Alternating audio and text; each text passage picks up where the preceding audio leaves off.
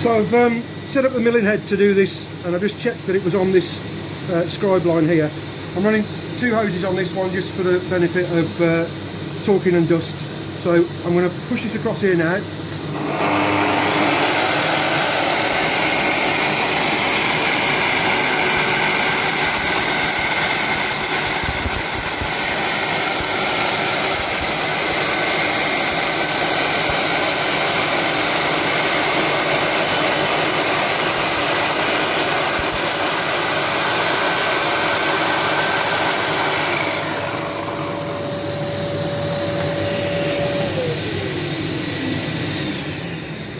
So I've left some in on the shoulder. I squared these marks across, but I just want to check first that we're parallel with the rail.